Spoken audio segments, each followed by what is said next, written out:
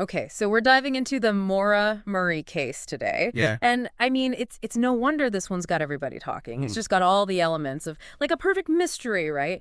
A young woman vanishes, gone after a car crash, and the internet is like obsessed. Absolutely. So, for those who maybe haven't gone down the rabbit hole yet, we're talking about Maura Murray, 21 years old, nursing student at UMass Amherst. Yep. And it all starts on February 9th, 2004. Right. Haverhill, New Hampshire. Small town. She crashes her car, and then That's where things get interesting. the police get there. No, Maura. No witnesses, no nothing. It's like she just stepped into another dimension. And that's what we're going to try to untangle today, right? Exactly. We've got, we're working with Maura's Wikipedia page, good place to start. Yeah, solid overview. And we found this really interesting article in People magazine, really focuses on the family side of things. Oh, that's important, getting their perspective. Yeah, absolutely. Yeah, because they've been so involved, in keeping the search alive. So was she running? Was she taken? Was it something completely different? That's what we're hoping to figure out. Yeah, it's wild, because this wasn't like some deserted back road. This happened near houses. People were driving by. You'd think somebody would have seen something. You would think, but the mystery just deepens, Okay, so before we get to that night, let's talk about Maura. Yeah. Who was she? So, looking at her Wikipedia page paints a picture of a really driven young woman, Okay. like star athlete in high school. Really? Yeah, aced her classes, even got into West Point. Wow, West Point. Transferred to UMass Amherst for nursing. So, Ambitious. yeah, definitely sounds like she had her life on track. So not exactly the type to just disappear, right? Right, exactly. But I mean, no life is perfect for her. No, of course not. Were there signs, maybe something going on that we're missing? Well, the sources do mention some things, some challenges she was facing. Okay, like what? There was this incident with a stolen credit card. Oh. Okay. She used it to order food, and her sister, Julie, in the People article, Right. she wonders if maybe, it was connected to an eating disorder or something. Interesting. A few days before she vanished, she had this super emotional phone call with her sister, Kathleen. Oh, right. Kathleen was struggling with alcohol, wasn't she? Yeah, and then that same night, Maura crashes her dad's car. yep, totaled it pretty badly, apparently. It sounds like there was a lot going on. Yeah, maybe some stuff she was keeping bottled up. Yeah, and then we get to February 9th, the day she disappears. And her actions are just, so puzzling. Lay it on me. She emails her professors, her work supervisor, says she's taking a week off because of a death in the family. Whoa. But there wasn't one, right? Her family confirmed no one had died. That's bizarre. Why lie about something like that? It's like she was trying to buy time or maybe throw people off. Makes you think. And get this, she also makes some phone calls that day. Oh, yeah. To who? A condo rental place in New Hampshire. Okay. Place her family had vacationed before. Right. And then she calls a hotel booking line Yeah. asking about places in Vermont. So maybe she was planning a trip. Seems like it, Yeah. but no clear destination. Like she was weighing her options or something. Yeah, could be. We also can't forget about the accident with her dad's car, right? Oh, right. The day she disappears, she picks up those forms, the accident report forms. Like she was going to deal with it. Right, but then she just takes off from Amherst. Doesn't tell anyone where she's going. And apparently, according to the sources, she buys a bunch of alcohol that afternoon, too. Yeah, the alcohol definitely adds another layer to this. For sure. Did it play a role in the crash? Did it affect her judgment? Hard to say for sure, but it's a question that keeps coming up. Okay, so we have this buildup of stress, maybe some things going on in her personal life, and then she takes off. Yeah, almost like an impulsive decision. Or maybe like a plan formed in a moment of like intense emotion, Yeah, I can see that. And then the crash, which is just like shrouded in mystery. Yeah, the details are, well, they're murky, to say the least. Yeah, break it down for us. Why is the crash so important? Okay, so what happened right before, right after, it's all kind of fuzzy. Okay. There's this woman live near the crash site. Right. First, she tells the police she saw a man in Maura's car smoking. Okay. But then she changes her story. Oh, really? Says it might have been a red light, maybe from a cell phone. So we have a key witness, but their story changes. Exactly. It throws everything into question. And what about the bus driver, the one who stopped to help? Right. He said Maura seemed shaken up but not hurt. Okay. Offered to call for help, but she insisted she'd already called AAA. Oh, But there's no record of the call. That's strange, especially since cell service wasn't great out there. Yeah, if she didn't call AAA, who was she calling? Right. And then, minutes later, police arrive, and she's gone.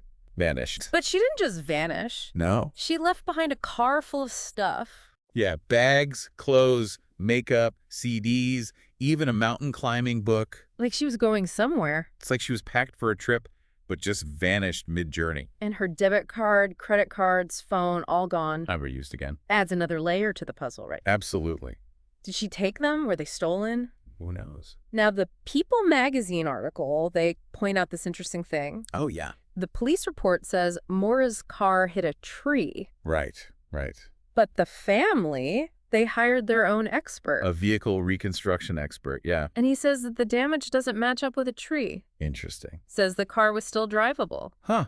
So maybe she didn't hit a tree after all. And if she could drive, maybe she drove away. Could be. But then where did she go? Right. And why? And then you've got the police's initial reaction. Oh, right. They thought she maybe ran away or was suicidal. Which the family completely disagrees with. Yeah, they've always said she was abducted. So right from the start, you have these two totally different views. And that's shaped everything about this investigation. While they were out there searching, with dogs, helicopters, volunteers. The police were working under completely different assumptions. Yeah, totally different theories. Makes you wonder if that impacted the search. For sure. And that brings us to the family. Yeah. Their tireless search for Maura and what they think happened that night.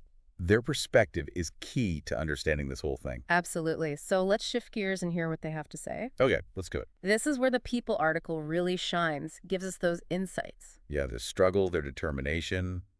It's powerful stuff. It really is. This isn't just a case for them. It's their life. Their reality. And we need to understand that. We do.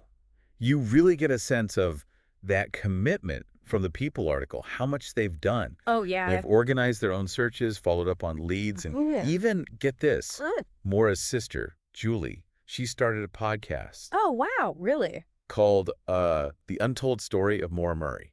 That's amazing. What kind of stuff does she cover? Well, she really digs into the crash. You know, talks about evidence that might have been missed.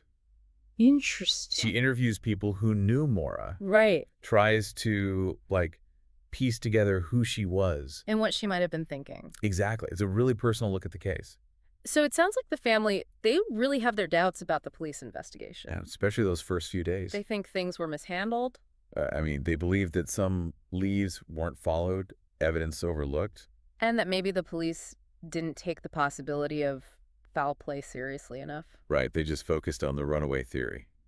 Which, to be fair, is something to consider. Of course. But the family makes some good points. Like what?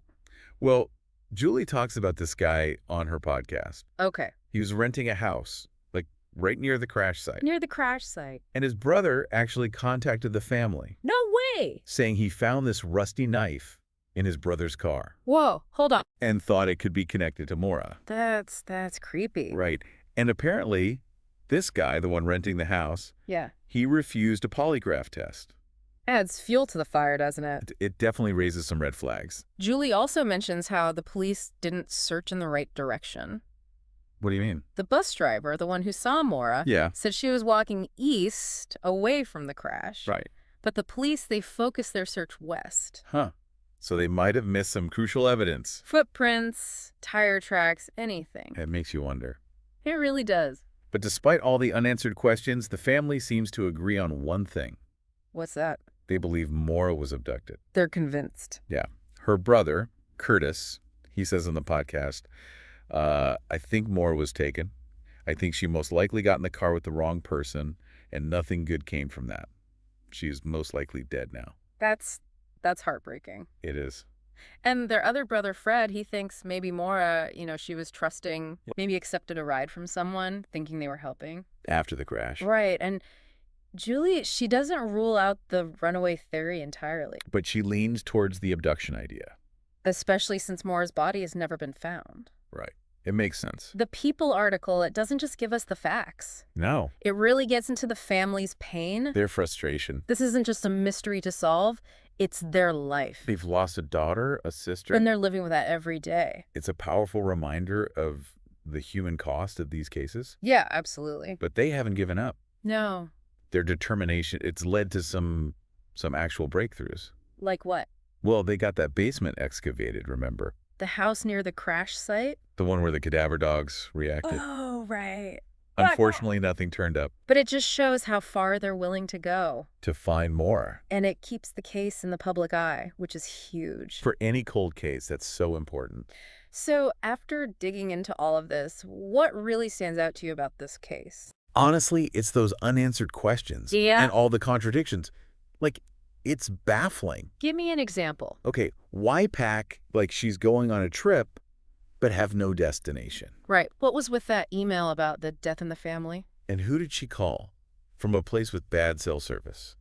It's just strange. It is. And then the crash itself. Yeah. Did she hit a tree or not? If the car was drivable, why not just drive away? And the missing stuff, the debit card, credit cards, phone. It's like these are the missing puzzle pieces. Keeping us from seeing the full picture. Until we have those answers, the mystery's going to linger. Oh, it's like one of those jigsaw puzzles. Yeah. You have almost all the pieces, but those few missing ones Make all the difference. drive you crazy. Exactly. But it's not just the unanswered questions, it's the human element. Right. You can't help but feel for Maura's family. Yeah, dedication. It's inspiring, and the People article really captures that. The toll it's taken on them, emotionally, physically. They haven't given up hope. Not for a second. It's amazing. It is. And hopefully one day they'll get the answers they deserve. I hope so. We're coming to the end of this deep dive, but the search goes on. It does. And maybe, just maybe, someone listening right now has that missing piece. A detail, a memory,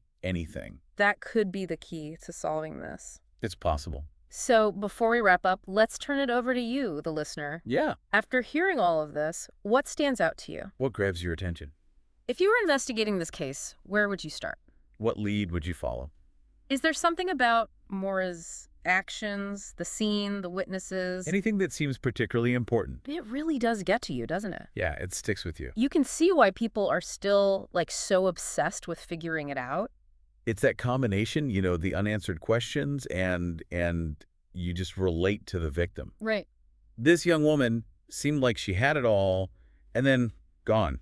And those clues, they just don't quite add up. Exactly. It's like a real-life mystery novel, but we're missing the ending. And with the internet, forums, social media, all these podcasts. Right. It's like this whole community dedicated to solving it. Everyone's a detective. It's become this huge sounding board for cases like Maura's. People connect, analyze the evidence, even come up with new leads. It's wild how technology has changed the game. Yeah, it's like these cold cases, they get a second chance. Because more people know about it. Exactly. More eyes on the case. Greater chance someone, somewhere, might remember something. That one little detail. That could crack the whole thing open. It's the power of, like, collective thinking, right? So it gives you hope, even with a tragedy like this. It does. We've covered a lot, but I think it's good to step back. Yeah. Look at the big picture. What does it all mean? What does the Maura Murray case tell us? Well, for me, it's a reminder that some mysteries, even with all our technology, Yeah. they just stay unsolved. We're left with more questions than answers.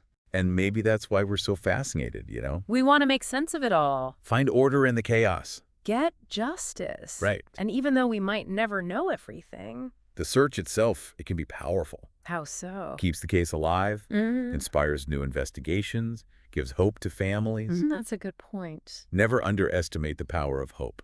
Well, thank you for guiding us through this. Of course, it's been a fascinating dive. And to everyone listening, thank you for joining us. We appreciate you. If this case has, gotten to you. Yeah. If you have any thoughts, theories, share them. Keep the conversation going. You never know, your perspective could be the one that helps solve this. That's the beauty of it. That's it for this deep dive, but the search for answers continues. It does. And we hope you'll join us again next time as we explore another unsolved mystery. See you then. Tell us what you think about this episode. Thanks for watching and see you in the next one.